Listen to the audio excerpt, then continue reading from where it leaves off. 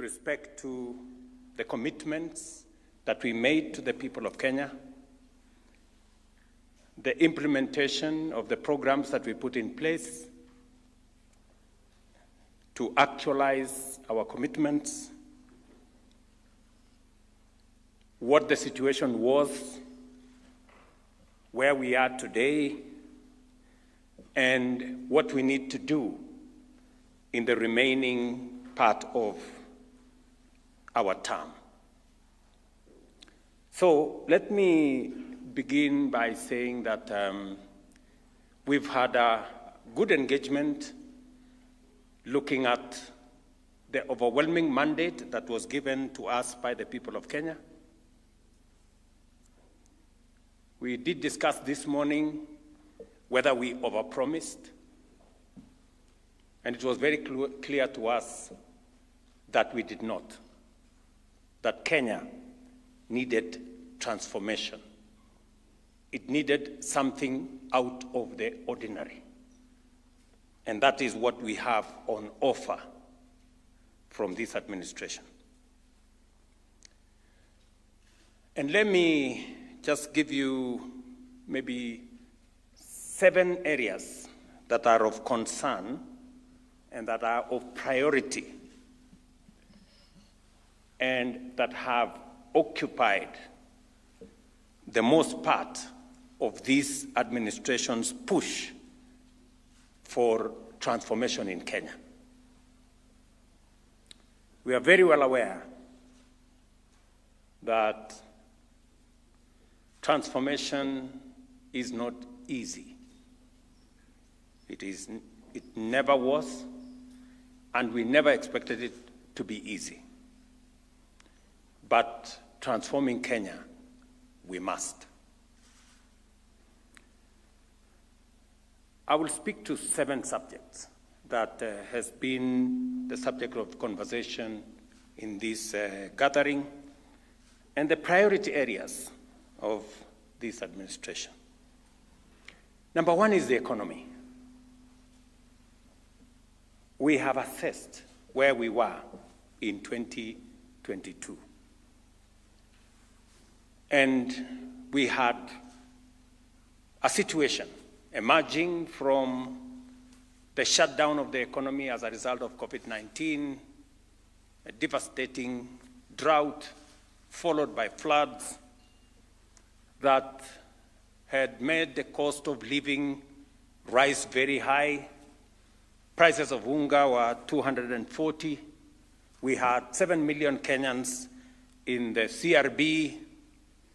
Our inflation was at 9.6%. Our exchange rate skyrocketed to about 165 shillings to the dollar. Our foreign exchange earnings went to a low of $6.5 billion, only 3 months of import cover.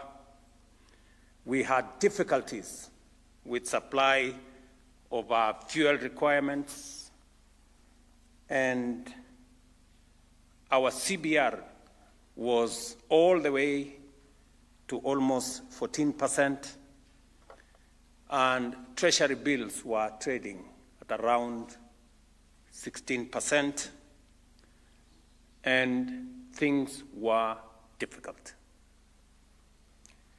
And we had to respond.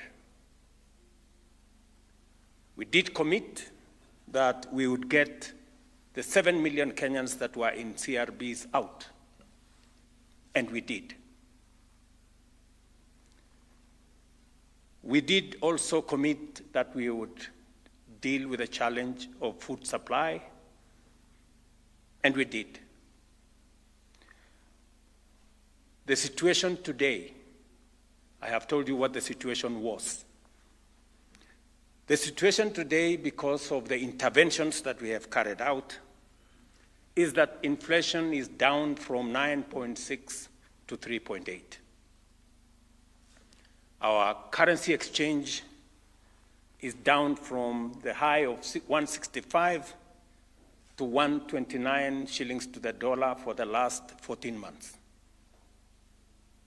Our foreign exchange reserves which were at 6.5, the low of $6.5 billion, an import cover of just 3 months, is now up to $10.9 billion, an import cover of close to 5 months. Treasury bills today trade from a high of 16.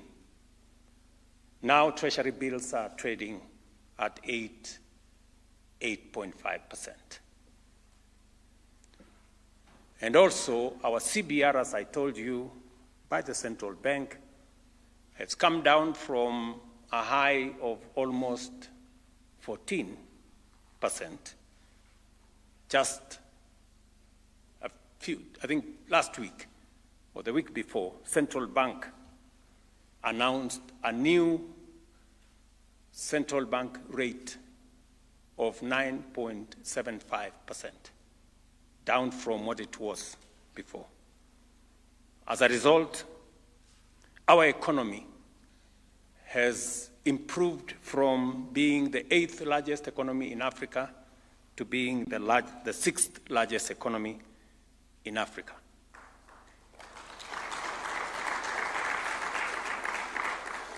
When we told the country that we were going to stabilize the economy, we meant it, and by God's grace, the economy today is different from what it was then. But we also have discussed about what about the future? What happens from here? And it is our intention to continue to expand our interventions on managing expenditure and increasing our revenues. It is our intention, and the targets we have for the future is that we want to move our revenues as a percentage of GDP from 15, 16, 17%. We want to see whether we can take it to 19, 20%. That is our looking forward. We're also looking forward to ensuring that we maintain our foreign exchange reserves by supporting more exports of goods, of services, so that we can grow our balance of payment numbers. That is on the economy. Number two, on agriculture, we did commit to the country that we were going to undertake robust, far-reaching reforms in the agricultural sector. And as I have said, you know very well that we had an untenable situation where the cost of living was very high. The largest contributor, as you all know, to inflation and the cost of living is the cost of food. And it wasn't going to be possible to deal with the challenge of cost of living or cost of food without significantly transforming agriculture. So what did we do to deal with that situation that we had where agriculture was not supplying enough food? We had challenges of policies in that space. We had fraud on fertilizer and all the other interventions that were going on. And we had challenges of farmers getting adequate prices or the correct prices for their produce. So as an administration, we took 5 steps to transform the agricultural sector. Number one, we changed from subsidizing consumption and instead went to support production. That is why instead of subsidizing unga, we decided to subsidize fertilizer, because it makes the whole difference. We took the next step to get the correct data, because the agricultural space didn't have any accurate data on any matter. So we undertook a robust process of collecting data on the agricultural sector, and thankfully we now have a database of 6.6 million farmers, complete with the crops they plant, the acreage of their land, and all other details that are required, including their details. The third issue is, apart from collecting data, we digitized the whole agricultural value chain to assist us eliminate fraud and corruption and theft that was prevalent, so that it undermined corruption, theft, and fraud, undermined delivery of government programs, even the subsidy program, even the fertilizer program. And as a result of the interventions that we have carried out in the agricultural sector, as per the commitment we made to the people of Kenya, we have, before I go there, I said the interventions we have carried out. The other intervention we carried out is to reform the coffee sector.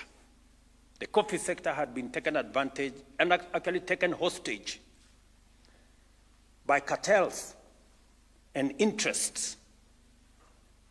And it wasn't possible to sell your coffee where you wanted, because there was an incestuous relationship between brokers, millers, the people buying at the coffee exchange, that undermined the capacity of farmers to decide on their farming practice, because certain groups of individuals had monopolized that sector.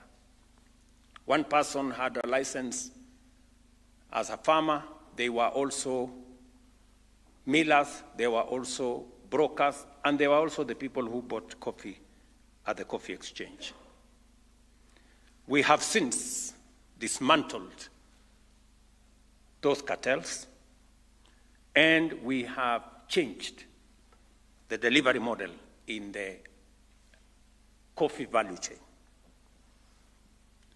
We have also undertaken far-reaching reforms in the agricultural sector, in the sugar sector. As we all know, Kenya always, since I was Minister for Agriculture, we always went to seek for some commercial safeguards, because we were perennial importers for 30 years of sugar. And it was necessary to reform the sugar sector. This is a commitment we made. It is in our manifesto. And we had to take the business interests who had taken hostage the sugar sector head on. At some point, I had to tell them mambo ni matatu. It was not a threat. It was just an exercise in the course of reforming the sugar sector. We have since reformed the sugar sector. We have brought in the private sector to work with us, and we have stopped the tradition that existed for 20 years, where government always came in to pay farmers for sugarcane that was never supplied to government, or to pay workers that did not work for government. So, what is then the new situation? The new situation is that the interventions that we have made, from subsidizing fertilizer, digitizing farmers, reforming the sector, making sure that we have accurate data, getting rid of the cartels in the sugar, in the coffee, and in the other sectors. Today, we have a new situation. Our productivity has gone up. Productivity on maize, for example, has gone up from an average of 40, 43, 44 million bags a year to last year, 64 million bags. This year, we are expecting between 70 and 75 million bags. Coffee, the prices have moved up from an average of 65 to an average of 120. Some farmers are getting 130, 140, 150, because we have removed crooks and cartels that undermine farmer interests. The sugar sector is stepping up. Farmers will tell you now in the sugar sector, for the factories that we have already completed, farmers will now never be paid by government. They will be paid by the factories that they supply their sugarcane to. We have agreed with all the private sector players that farmers will be paid not in 6 months or 1 year, as has been the case before, but they will be paid every 7 days. Workers will be paid on time, and every year, sugarcane farmers will receive a bonus. We have already actualized that in one of the first factories, Mumias, that we started with. All the other formerly government-owned sugar mills will follow suit.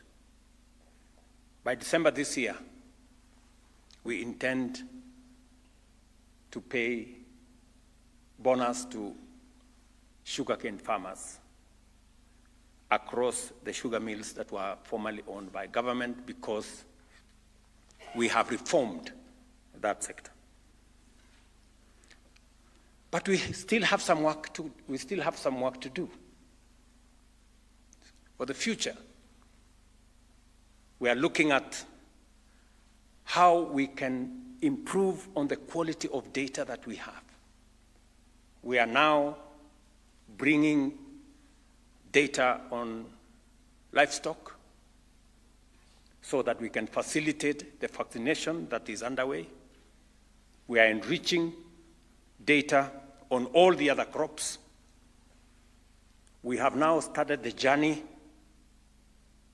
towards doing more in the rice sector. We are going to do more in the cotton sector. We have just finalized the reform of the cotton sector, including finding a private sector player to run Rivertex and to provide offtake for cotton farmers, and to also supply high-quality seed to our cotton farmers.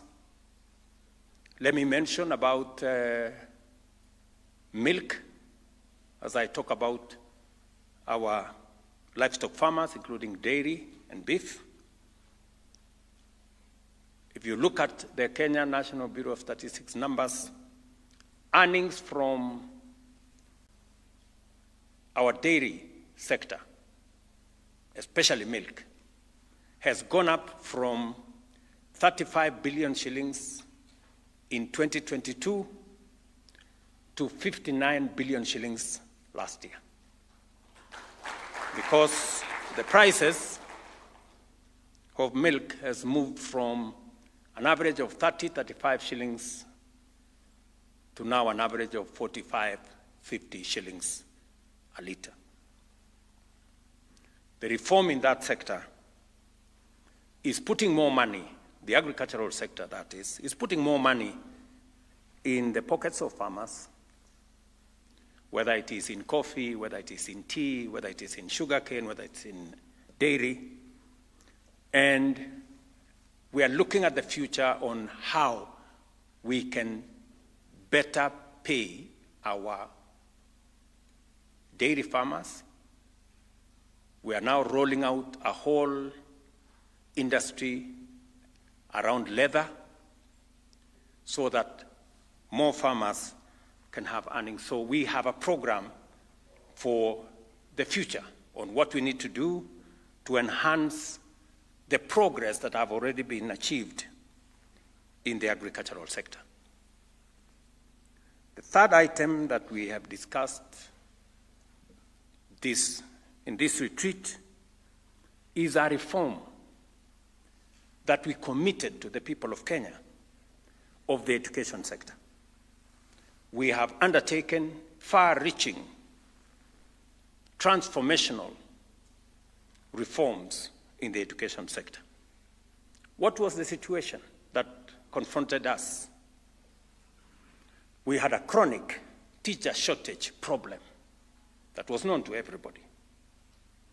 We had some measure of misunderstanding on the competence-based curriculum. And we had crippling debts facing our universities and institutions of higher learning. Many of you know that many universities were paying half salary to their lecturers. Migosi here will tell you that many universities had debts in the region of all our universities had debts in the region of 120 billion shillings. Many of them could hardly pay as you earn. They could not pay NSSF dues. They could not pay all the dues that were government. They could not pay their suppliers. And in fact, 23 universities were technically bankrupt.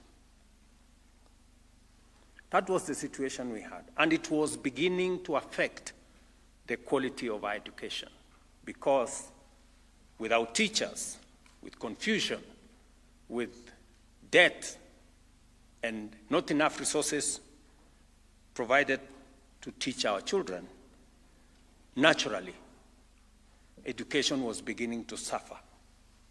And so we took up that challenge as was presented to us by the people of Kenya, and we made commitments. We made a commitment that we were going to hire 116,000 teachers to close the gap of teaching. So far, by January next year, we will have hired 100,000. Already 76,000 have been hired.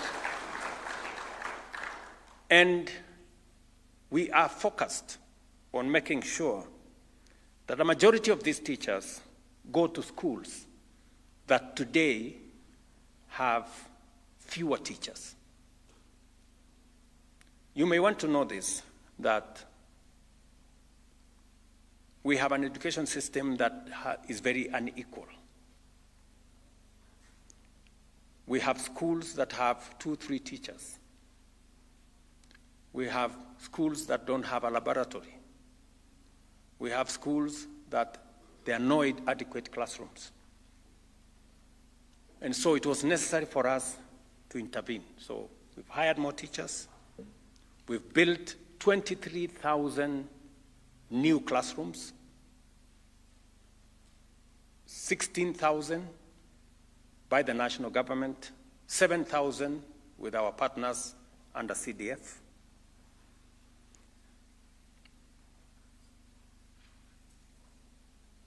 We have streamlined the competence-based curriculum. working with the stakeholders. We went out to listen to Kenyans on how they wanted this to be. And we have now completed, and now it is no longer competence-based curriculum. It is now competence-based education and training. We have since changed the funding model. Rather than focusing on the university, we are now focusing on the student. So now we have a student-centered funding model that makes sure that every child in Kenya is treated fairly.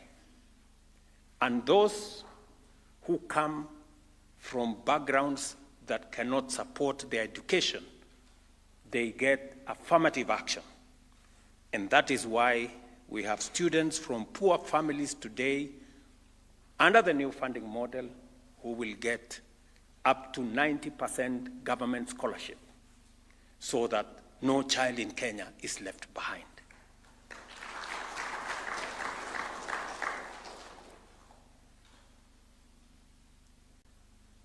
Of course, like any new funding model, we had challenges. Some of the students were placed in the wrong bands and many other issues. But we have reformed that sector. And the new funding model is now going into its third year. So we have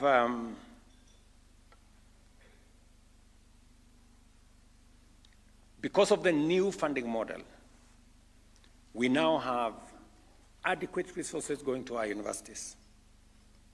Ask any vice chancellor.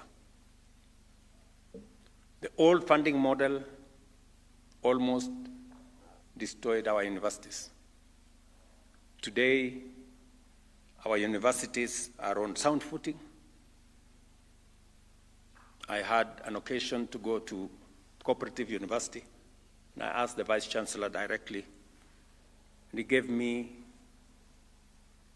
a report that he could now pay his staff, lecturers and staff on time, in full. He could now pay his suppliers. He could pay government taxes.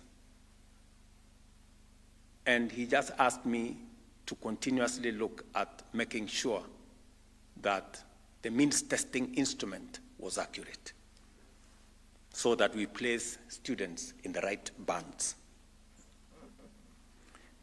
What do we intend to do going into the future on education? Number one, we still have schools that have no laboratories. And some of our students engage with the Bunsen burner for the first time during exams. So we're going to build 1,600 new laboratories, especially in rural schools and schools that do not have a laboratory today. Waziri, when is that exercise beginning? July. That is in the next few weeks. Number two, as I said, we're going to hire another 24,000 teachers. The money is in the budget this year. By January, they will be in class. And next year, we will hire the balance of the teachers so that we get to the 116,000 that we committed ourselves to the people of Kenya. And then we will also not just close the gaps on infrastructure or teacher numbers. We will also streamline and enrich the means testing instrument so that we make sure that every child is placed in the right band so that we don't disadvantage any child in Kenya. And then we will engage with the stakeholders going into the future to test the efficacy of the programs that we have worked on.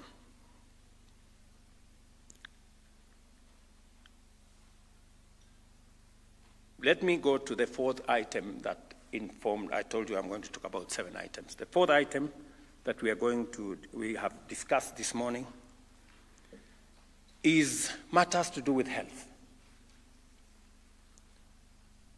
The people of Kenya told us, and we recorded faithfully, that health was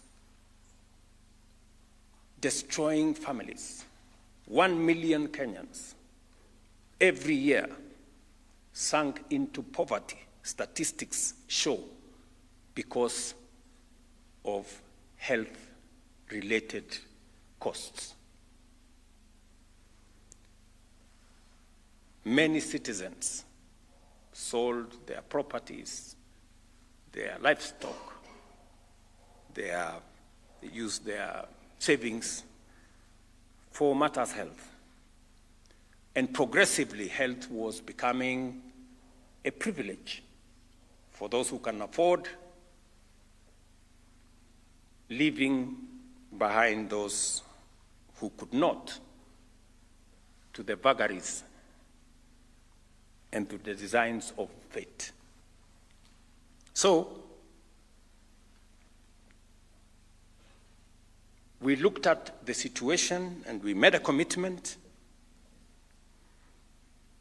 And we all know that every person has in their phone WhatsApp groups formed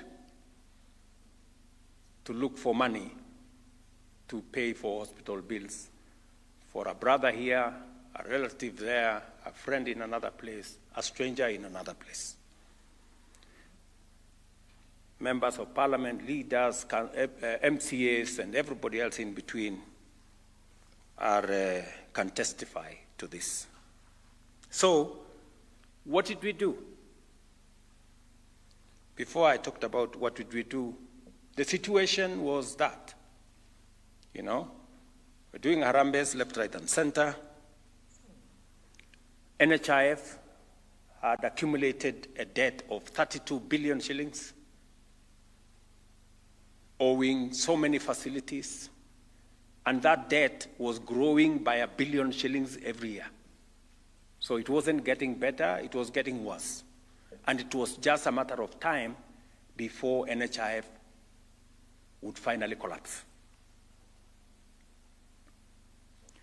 So we decided that this universal health coverage that successive administrations have been trying to implement.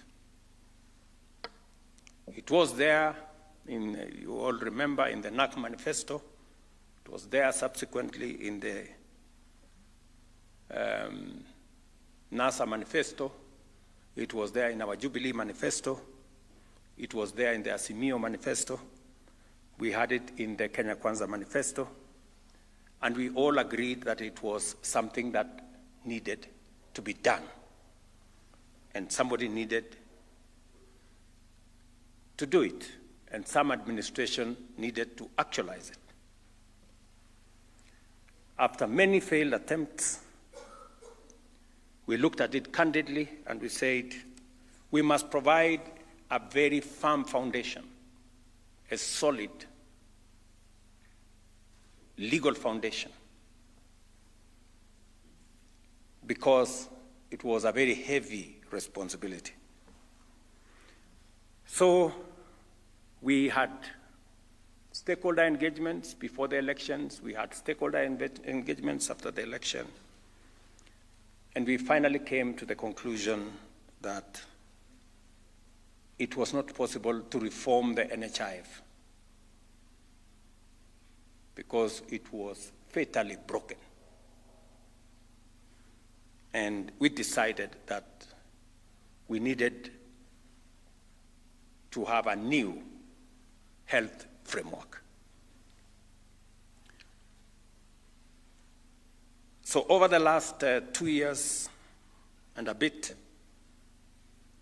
we passed 4 pieces of legislation to underpin our universal health coverage for the people of Kenya. We repealed the NHIF Act. We have rolled out primary healthcare fund, social healthcare insurance fund, the chronic illness, the chronic and critical illness fund, and the whole SHA program that now underwrites our health requirements. What does this new framework present? How is this new framework? What are the characteristics of the new framework? Number one, we have democratized and brought equity and burden sharing in the contributions towards health. In the past, it was just contributions by the people who have pay slips and jobs. Now we have made it possible for all Kenyans to contribute. We have also made it equitable. In the past, poor people contributed 10%, minimum 500 shillings to social insurance. Those of us with better earnings, we contributed 0.something%. So the difference between 10% and 0.something% wasn't right, and it wasn't equitable. So we decided that it was time to give equity. So everybody for social insurance now pays 2.75%. So we have brought it down for the vulnerable, the mama mbogas, the borders who are paying 10%. Now they are paying a quarter of what they were paying, 2.75%, and provided equity for all of us. Number 3, we have removed the manual system and digitized health from admission, through treatment, through surgery, all the way to discharge is now on a digital platform. Because the manual system was a recipe and a haven for crooks and criminals to steal from the fund. In fact, a big failure of the NHIF was largely contributed by fraud and corruption. We all know of the history on the incidences. We found out that under NHIF, it was possible to amputate one person 10 times. And that begs the question, how many legs did this person have? Under the new arrangement, if you carry out 2 amputations, the system will not accept a third one because it will show that you have 2 legs, both of them have been cut, so you have nowhere else to.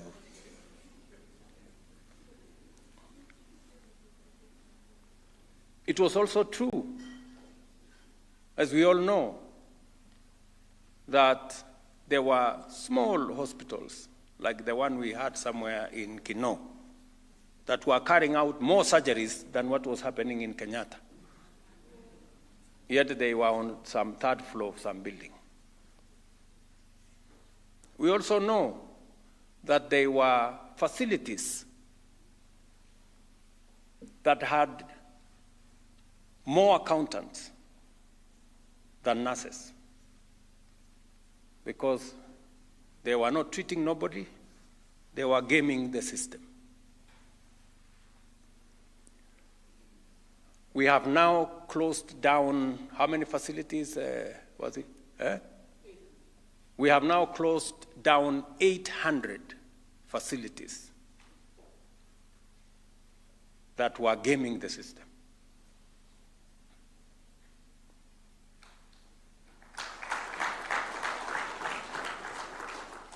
And that has been necessitated because we have digitized the whole system. It's no longer possible to cheat the system. And therefore, apart from enabling everybody to participate, giving an opportunity for the people who are self-employed to have a health insurance, the people who are not employed to have a health insurance, digitizing the whole system, making sure that we have equitable contribution, we have also made it possible that when you register today in SHA, you are eligible to be treated today.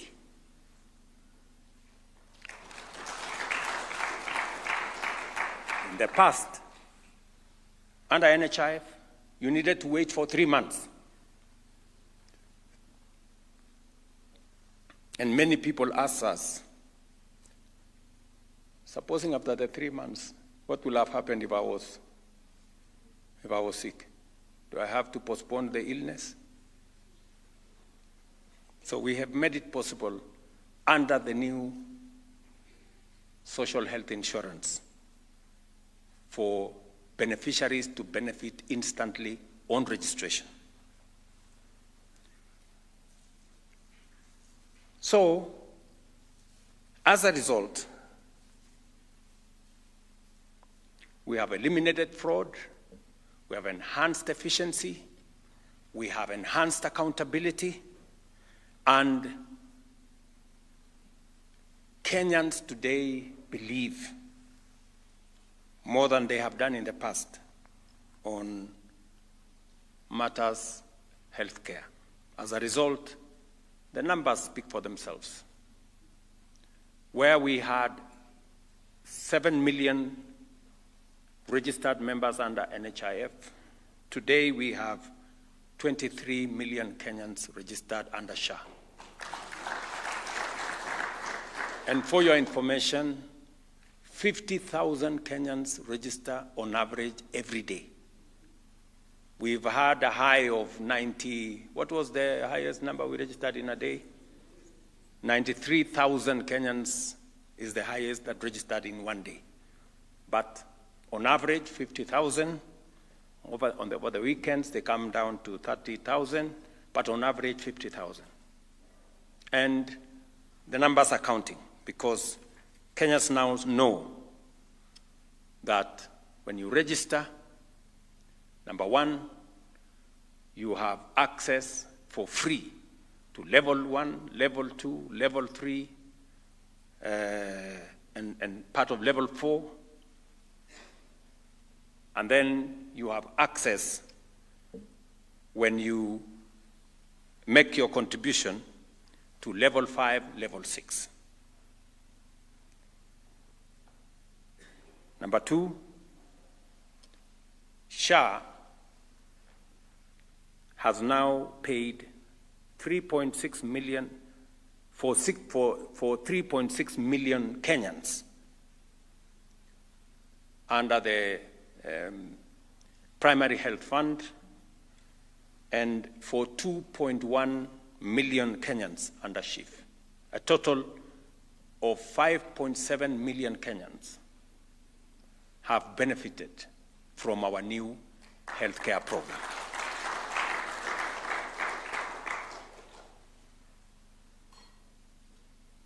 We have paid to facilities, faith-based, private, public,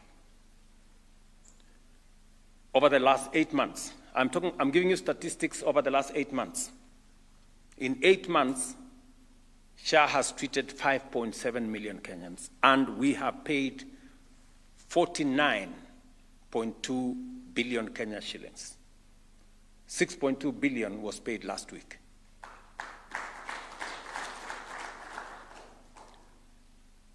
The transformation going on in our health care landscape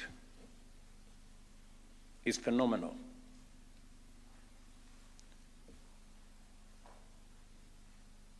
We believe that by the end of this, by the one-year anniversary of SHA, we will have paid 3 times more than NHIF could pay in 1 year. That is the kind of transformation we are talking about. Already, at 49 billion shillings, NHIF used to pay an average of between 20 billion and 25 billion a year. In 8 months, we have almost doubled what NHIF used to pay in a whole year. That is what transformation looks like, in my opinion. What are we planning to do going into the future? We intend to get every Kenyan and their dependents registered in SHA.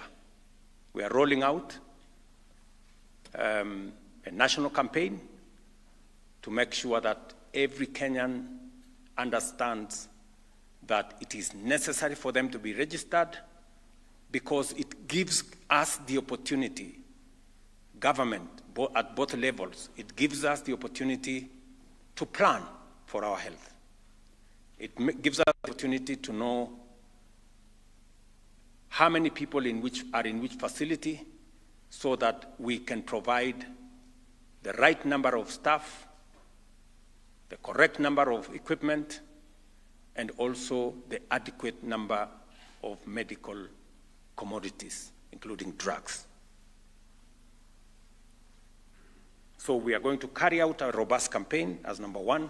Number two, working with counties, we are now rolling out equipment, provision of equipment under different frameworks, one for fee-for-service, another one we are going to pay over time, and other services are going to be purchased outright. We have now an agreement with suppliers between the counties, the national government, and the suppliers for delivery of equipment to make this service that we now have the resources to pay for available.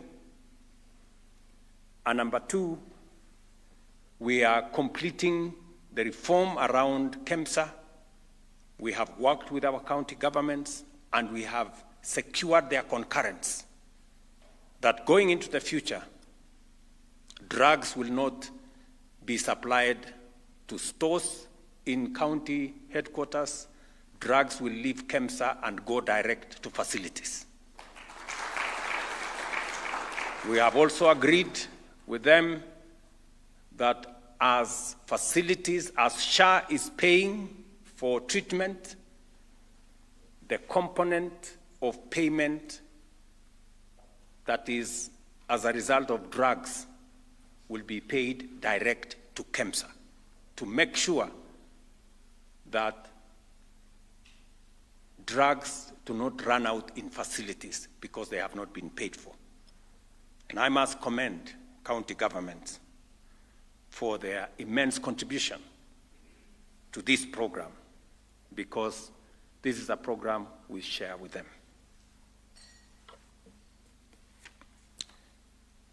The fifth item that we discussed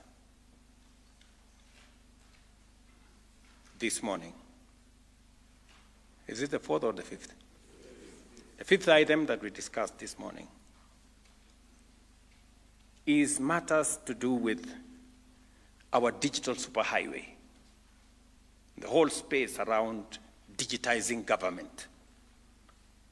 As you're all aware, we have moved the digitization process from about just under 360 government services that were online. We have now digitized 20,000 government services. We have moved payments to government from cash and other forms onto the e-citizen platform. We have brought more transparency into payments. We've brought more accountability into government revenue.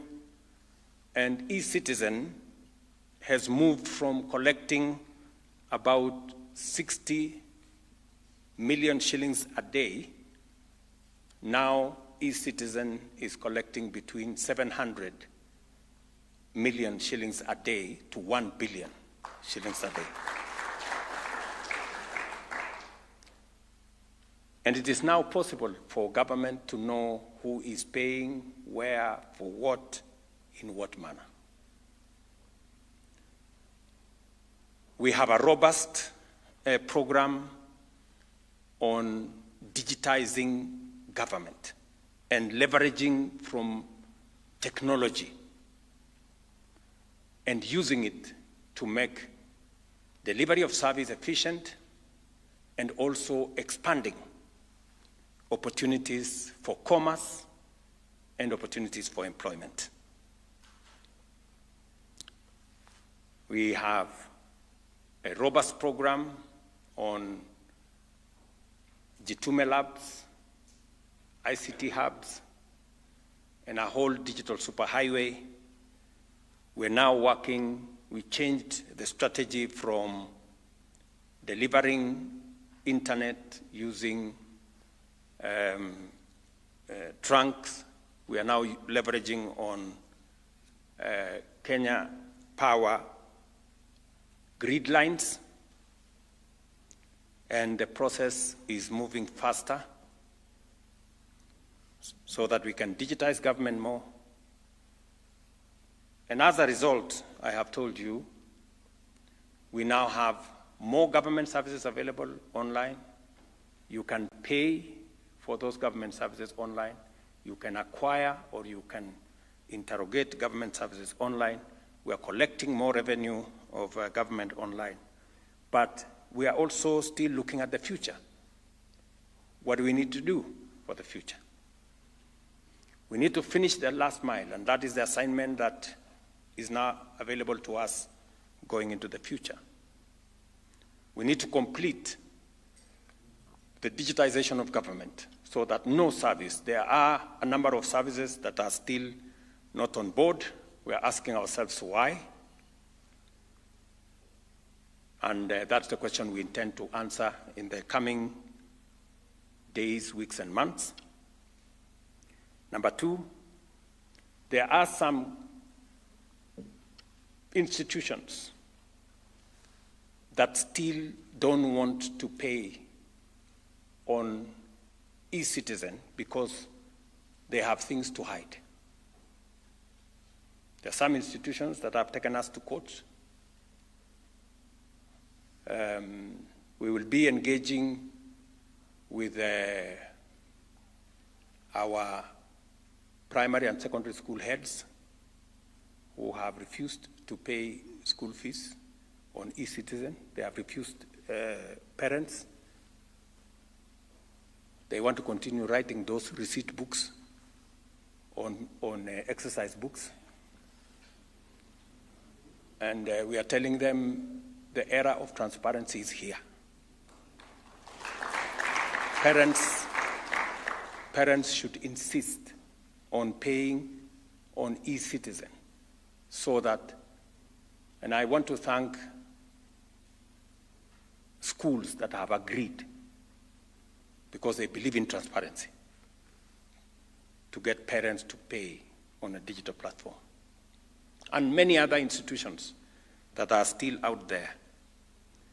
We will go after all of them so that is our exercise for the future. We also need to complete the construction of the 1,450 ICT hubs. We are not doing very well there. We are at about 200 and something. So we will be engaging our members of parliament because they are our partners. The Honorable Kabogo here and his team at ICT will be working with them. We are also developing networks to be able to get more computers because we need close to 150,000 computers to run our ICT hubs across Kenya.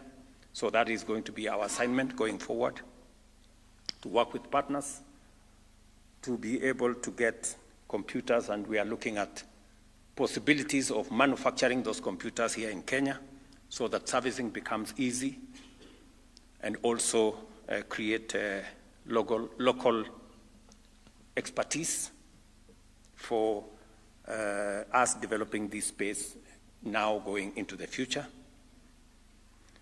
And we will be looking at how we can do this from a whole of government approach. The sixth issue that I want to talk about is our micro, small, and medium enterprises. As I told you, we had 7 million Kenyans that were, condemned by CRBs, credit rating bureaus. And they couldn't transact. They couldn't do much because they were rated as very dangerous people.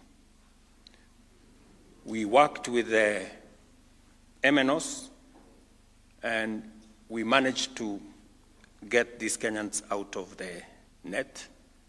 And the reason why these Kenyans were all in CRBs was because they were paying interest rates of up to 300%. We have since changed and provided what we committed to the people of Kenya as a hustler fund. And hustler fund gives credit to borrowers at 8% per year, down from 300% to 8% per year. We have lent 65 billion shillings under that framework. And we have improved the credit ratings of citizens.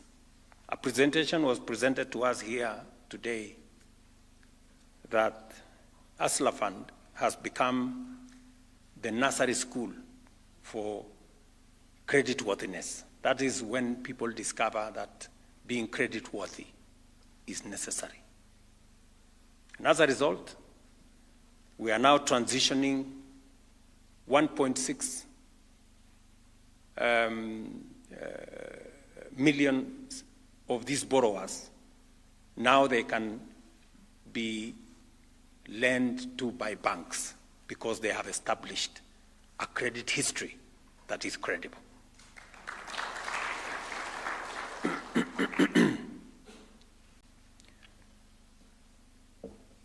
We are looking at some of the graduates of Hustler Fund. Today, we have a new product called the Bridge Loan, where those who have established a good credit rating can now borrow up to 150,000 shillings without any security of whatever nature, just on account of their creditworthiness or credit history. And again, on the Hustler Fund platform, we are now rolling out the Nyota program with the World Bank, where the intention, and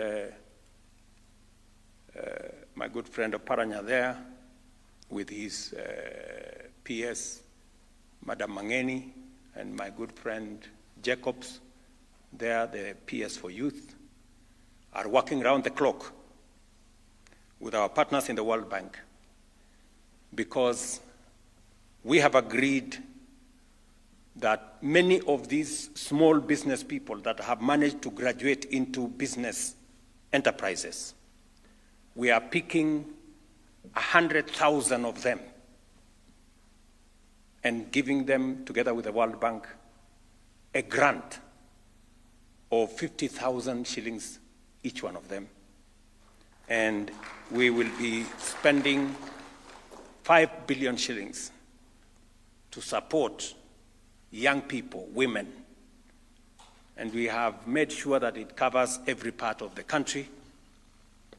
70 small business people will be identified in every ward in Kenya to be beneficiaries of this program as we upscale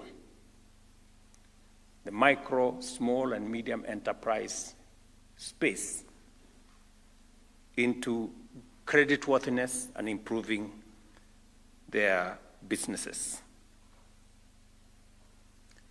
And finally,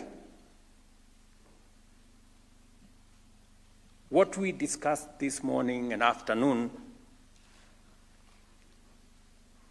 is matters to do with the young people of our nation and jobs.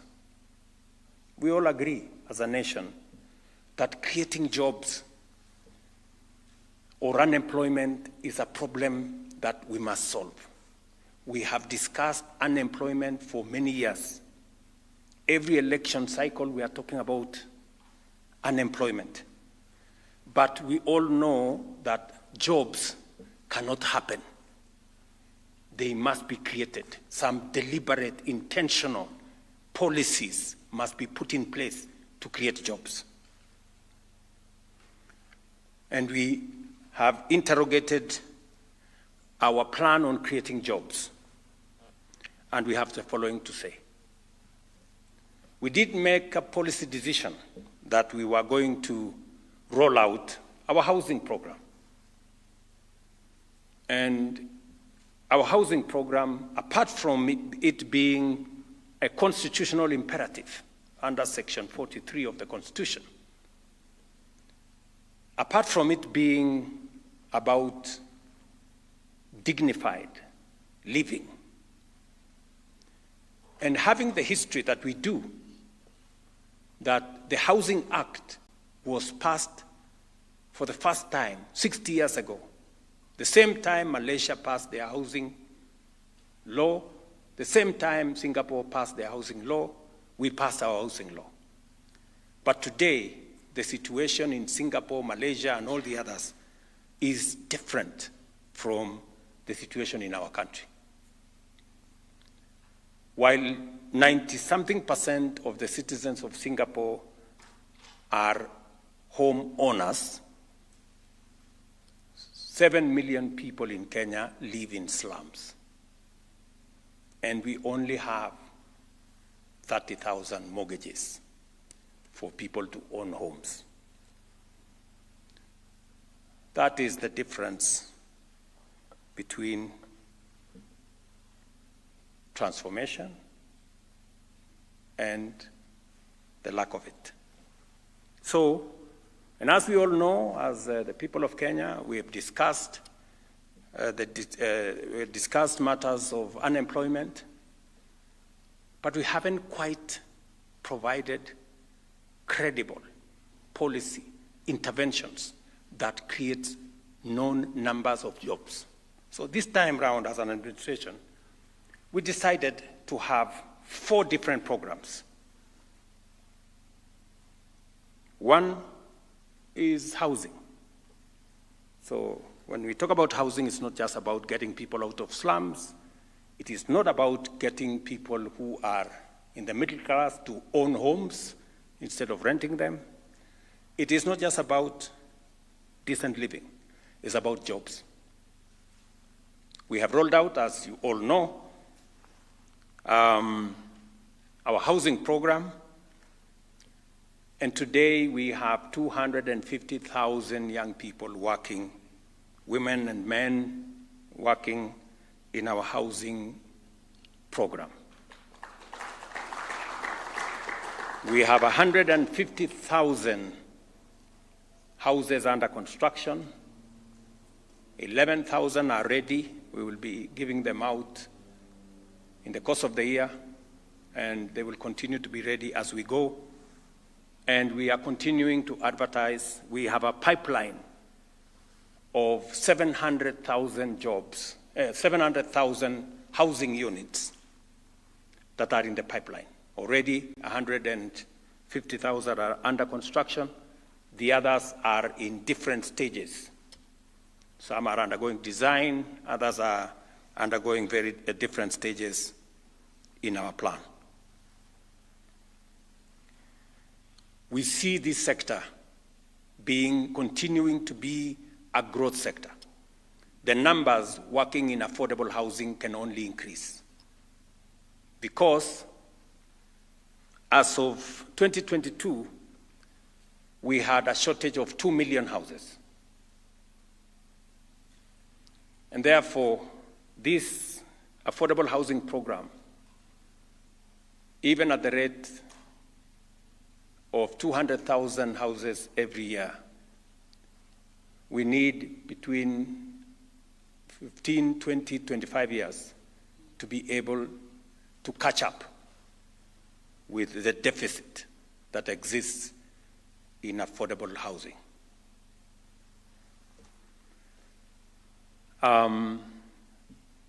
So we will continue to see new jobs in the affordable housing space of different categories. Architects are doing their part, engineers are doing their part, masons, carpenters, plumbers, and many others, and everybody in between are making their contribution. It is our intention that we will get more Kenyans to own homes and to own a piece of what is Kenya, and that we will remove more people from our slums and create decent livelihoods.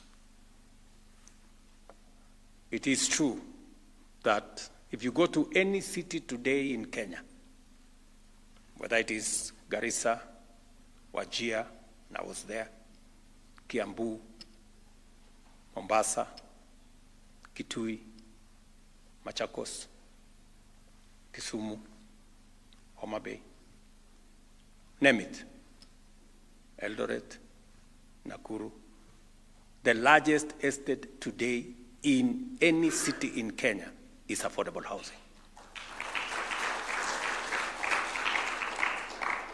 We have 250,000 people working.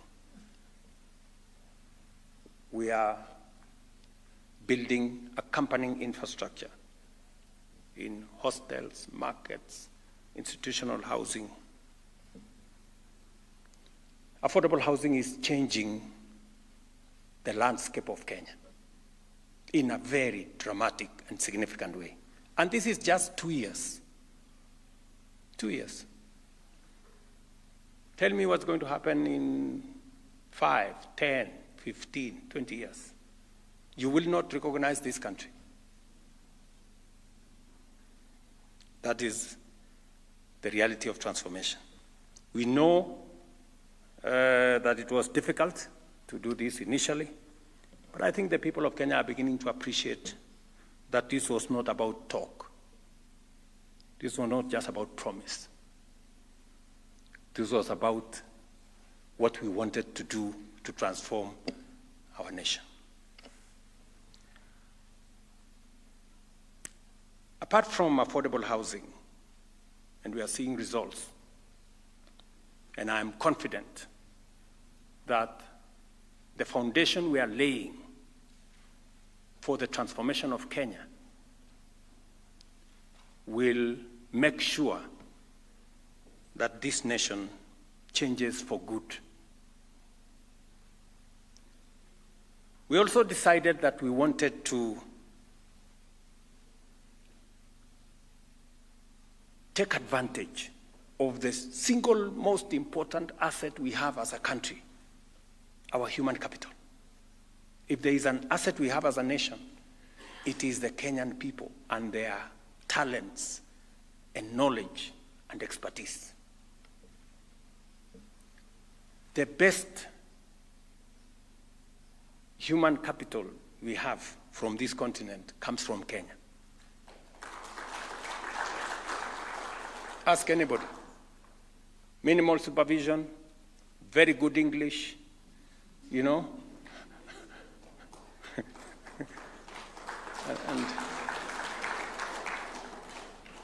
And that is the comment that comes from everywhere, from every employer, anywhere in the world.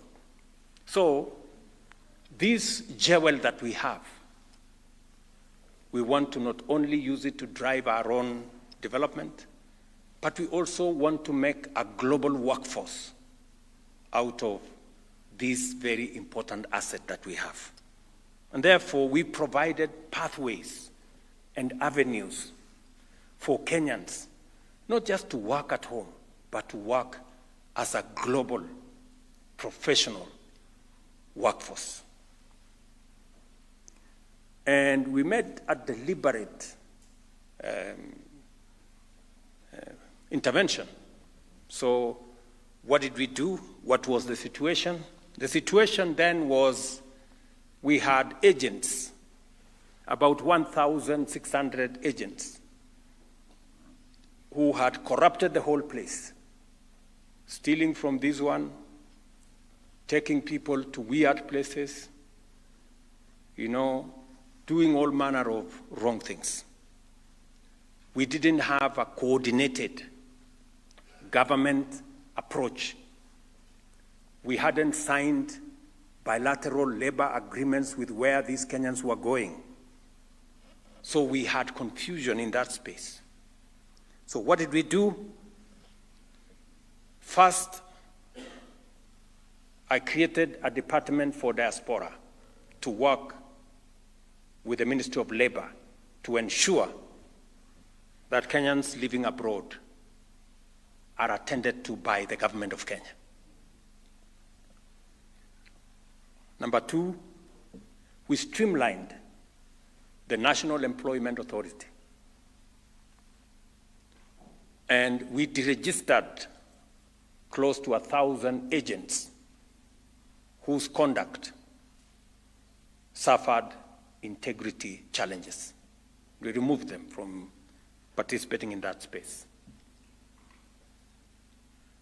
We also digitized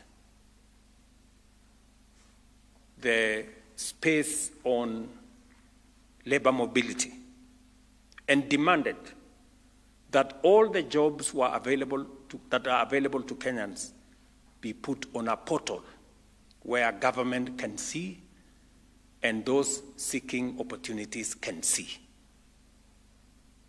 Today, you have it on that portal and you can see it for yourself. We also decided that we are going to support the Kenyans who want to go abroad. If they don't have money for a passport or a ticket, we're going to support them. So we instructed the National Youth Fund.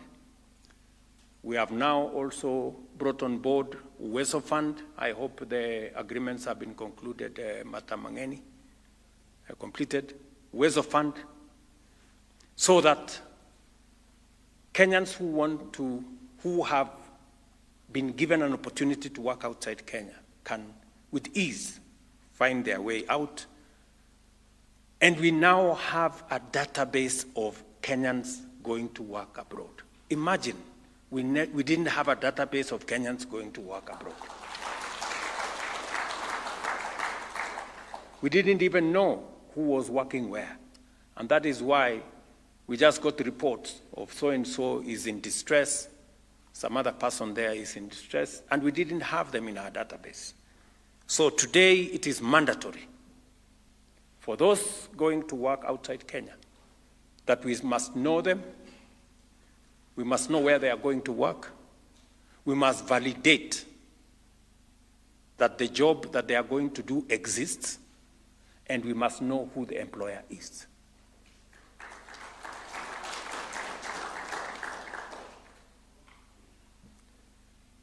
So, as a result, over the last 2 years, 400,000 Kenyans have found their way into jobs outside Kenya. Let me repeat, because sometimes we say things and people are wondering. 400,000 Kenyans have gone to work outside Kenya.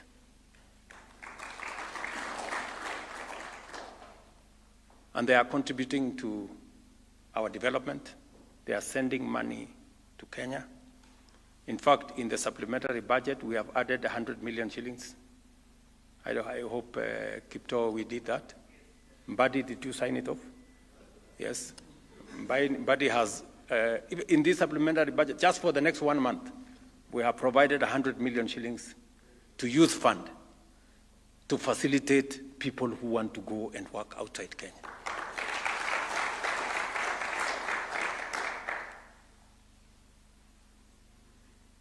The third item that, as an administration,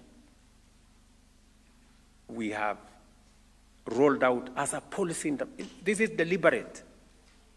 You know, housing is deliberate. Labor mobility is deliberate. Is digital jobs. We have rolled out a comprehensive program with our Jitume labs. Every TVET and some other institutions today have a Jitume lab where students in our TVETs take 2-3 hours, they work online, they earn money.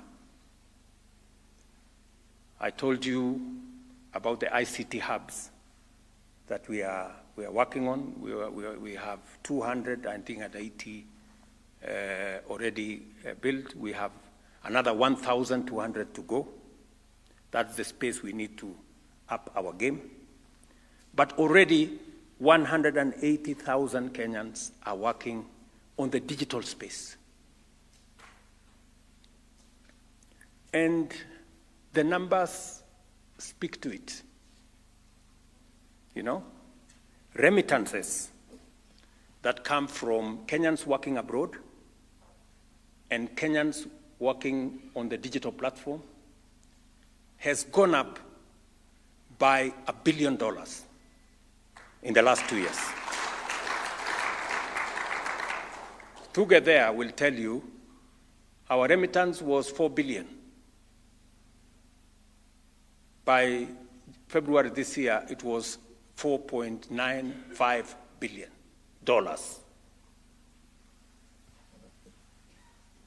Remittance. That is money coming from Kenyans either working abroad or working online. So, again, deliberate.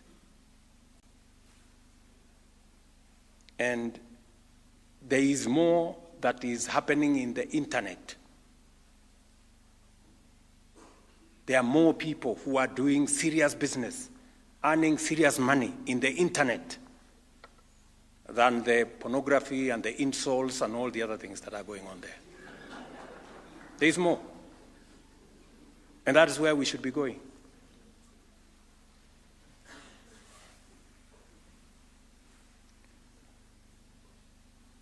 And we are looking at other interventions. We have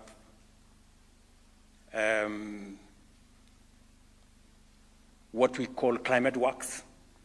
Again, because of the climate challenges and what we need to do about our environment, we are again rolling out another 110,000 opportunities for Kenyans to work in the climate workspace, to work with us. Already 20,000 in Nairobi City are onto that course. And we've just advertised opportunities for 110,000, and they will begin working from when, Alice and Hinga, when are they? 1st of July. So from 1st of July, we will have another 110,000 young people coming to work in the climate works space. And we're looking at what we can also do in the space around value addition and agro-processing. And so going into the future, we will want to improve. What are we going to do going into the future around the job creation program? We will step up our housing program. We will also expand the number of bilateral labor agreements. The Honorable Musalia Mudavadi here is leading our team in signing more bilateral labor agreements with more countries to give us more opportunities for Kenyans to work abroad. We are scaling up some of the bilateral labor agreements that were signed before, so that we now have skilled workers, professional workers. That is our next trajectory, so that we can renegotiate some of the bilateral labor agreements and ensure that professional cadres can be accommodated. We are also working on making sure that more Kenyans can speak more than one language. German, Chinese, French, Spanish. That's our next horizon, and the Ministry of Diaspora is working with different institutions. I am happy that KMTC, for example, is beginning to teach. Is that correct, Mudoni? Yes, sir. We are teaching French, German, Amharic, and Arabic. Right. So that is the next horizon. We're going to make Kenyans truly global citizens, that they can work anywhere. So that is the next horizon we are working on. We are also looking at our special economic zones, making sure that we expand the capacities in our special economic zones, expanding capacities in our county aggregation and industrial parks for processing, for value addition, and that is why we will be removing taxes in this budget on packaging material for both coffee, tea, and other commodities, so that instead of exporting our tea and coffee, largely tea on sacks or in sacks, we will be exporting them packed in packages that go to the supermarket. That is a space that we are working on. We are also looking at expanding new markets for our products, so that as we do value addition and agro-processing, we'll be looking at new markets.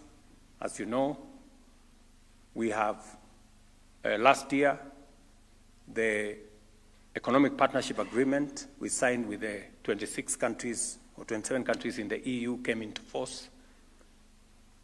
We have the Honorable Musalia Mudavadi just came from FOCAC meeting between Africa and China, and you remember I was in China a few months ago, and I did agree with the Chinese president that we need to open markets. And I'm very happy that progress has been made subsequent to my meeting in China, that now our continent will have duty-free or tariff-free access to a 1 billion people market. So we're expanding markets for our macadamia, our avocados, our tea, our coffee, because we have premier products that we can drive. So I told you there are 7 areas we have already assessed from this morning, and I thought we should brief good people from the media and Kenyans on what this cabinet retreat is about. And just to assure us that we just crossed over the midterm, and we now have an energized, broad-based government, and we are confident that with the broader goodwill, with a broader infusion of ideas and synergies created, we can accelerate the momentum for the delivery of the transformation of Kenya.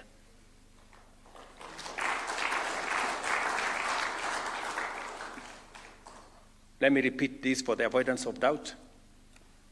The focus of this administration and this team is not the next election. The focus is the transformation of Kenya.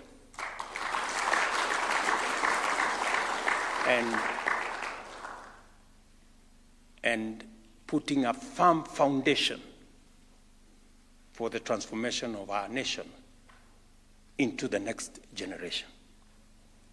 That is our commitment, and that is our focus. Thank you very much.